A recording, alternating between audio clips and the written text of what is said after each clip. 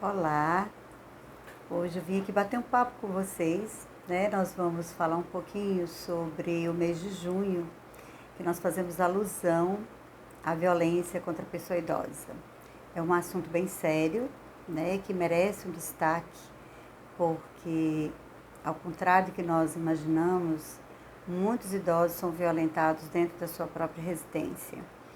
E nós devemos ter muito cuidado, inclusive na nossa atuação enquanto cuidadores e familiares e profissionais, estarmos atentos a todas as questões que envolvem o idoso e, inclusive, as nossas ações para com eles. Nesse momento de pandemia e de isolamento social, é muito comum que nós nos deparemos com situações extremamente estressantes, né? E quando nós pensamos em violência, nós pensamos em violência física, aquela de bater, de, né, causar dor física à pessoa idosa. E é verdade, também faz parte da violência, mas não é só dessa violência que nós vamos falar. Há um outro tipo de violência que ela às vezes é muito mais silenciosa, né, que é a violência psicológica, a violência emocional, aquela que coloca o idoso numa situação de extrema fragilidade emocional, de retirada das suas possibilidades de tomar decisões, de fazer planejamento, de participar do seu cotidiano.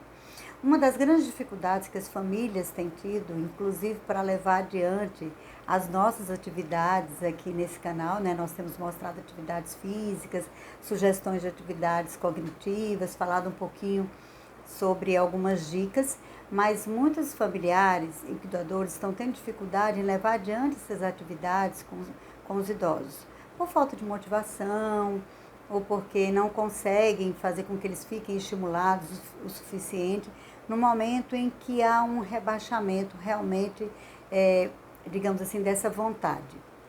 E muitas vezes eu costumo dizer que a linha do cuidado, a ação do cuidado, ela tem uma linha muito tênue entre o cuidado e a negligência, o cuidado e a violência, porque no intuito de cuidar, muitas vezes, nós tomamos atitudes que podem, inclusive, ser violentas, nem que nós tomemos conhecimento disso. Por exemplo, nesse momento da pandemia, muitas pessoas têm ameaçado os idosos com medo, né? Fazendo medo a eles de que se eles não ficarem em casa, vão morrer, vão pegar Covid. E é uma verdade, mas a forma como é dito, né? O que nós utilizamos como argumento para convencê-los, muitas vezes, pode sim ter um formato violento que cause dor, tristeza e que cause muitas vezes essa sensação de não estarem assimilando muito bem o que está acontecendo. Nós precisamos tomar um outro rumo para ter essa conversa com os idosos. Nós precisamos, na verdade, conversar com os idosos. Nós precisamos convencê-los através da construção do pensamento. Nós precisamos estimulá-los a pensar através do que ouvem, do que leem, do que as pessoas falam, né, das reportagens. Nós precisamos estimulá-los a construir um pensamento sobre esse momento que nós estamos vivendo, para que juntos nós possamos construir, inclusive, caminhos, saídas para tudo isso. Ninguém tem a resposta, ninguém tem uma resposta, digamos assim, verdadeira. Todos nós estamos construindo caminhos e saídas, mas muitas vezes nós chegamos para os idosos com ordens, com forma imperativa de falar, dando ordens para eles e muito autoritários. Então você tem que fazer isso, você ainda não fez isso, mas eu deixei aqui ontem um jogo, eu mandei um monte de coisa que a senhora poderia fazer, eu lhe enviei por vídeo umas dicas, sugestões, a senhora devia ter feito, ou o senhor devia ter feito. Quer dizer, isso não funciona porque nós estamos mandando, nós não estamos nos inserindo. Eu tenho ouvido de alguns familiares essa dificuldade. Então, uma das dicas que nós vamos aqui trazer para vocês, vamos nos inserir nesse processo, vamos mostrar para eles que nós também estamos precisando, que essa não é uma dica só para os idosos, que todos nós precisamos fazer atividade física, todos nós precisamos cuidar da nossa saúde, todos nós precisamos cuidar da nossa alimentação, da nossa higiene pessoal, manter a nossa rotina, das estimulações cognitivas, todos nós precisamos para que a gente mantenha a nossa saúde mental, para quando isso tudo passar, nós possamos dar continuidade à rotina que a gente vinha tendo. Então, nos inserir no processo e trazer o idoso para esse processo junto conosco faz toda a diferença. Eu até orientei uma certa família, uma filha que me procurou, e eu disse para ela, por que você não coloca o vídeo de um lado, faz uma videoconferência e você vai fazendo atividade física e ela vai reproduzindo junto com você. E ela me disse que funcionou muito bem, né? Porque isso motivou, olha, mamãe, está na hora da atividade física, eu estou fazendo aqui, você vai fazendo aí.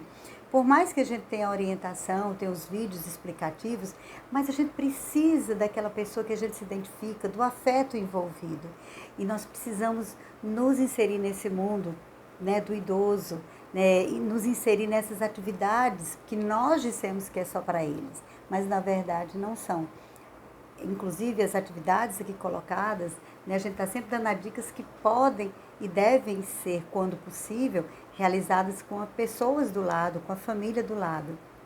Ou um cuidador, ou uma dupla, ou até do outro lado, numa videoconferência. Mas é preciso que ele sinta que não estamos trazendo algo pronto para ele, mas que nós também estamos trazendo algo que nós vamos fazer junto com eles e que nós precisamos, inclusive, da motivação deles, né? Inserir o idoso na tomada de decisões das coisas simples do dia a dia, como qual será o cardápio, que tipo de, qual é a marca de um alimento que eu estou indo comprar no supermercado para ele, conversar sobre as suas preferências e não negar essas preferências e dizer, este não é o momento de dar palpite. Agora tem que ser, é só o que eu posso fazer. E muitas vezes o idoso, ele quer trazer, inclusive, uma ideia ou uma necessidade. Eu preciso que você passe no banco e traga para mim um dinheiro. Para quê? Para quê, papai ou mamãe? Você não está saindo, já gastou o que eu deixei. O que você está fazendo com isso? Quer dizer, nós fazemos formas, as interrogações são muito invasivas e pouco construtivas, pouco de construir uma consciência junto com eles. Então, essa é a dica que a gente dá hoje. Eu gostaria que vocês aqui nesse canal, né, nos deixassem dicas do que vocês querem ouvir, quais as dificuldades de vocês, para que nós construamos juntos esse percurso, esse caminho de nos ajudar. Né? Ninguém tem uma resposta pronta, mas a gente está aqui para dar dicas a vocês, mas também de ouvir vocês naquilo que vocês necessitarem. Um grande beijo, né? E que nós possamos ajudá-los e nos ajudar, e que vocês possam nos ajudar também nesse processo.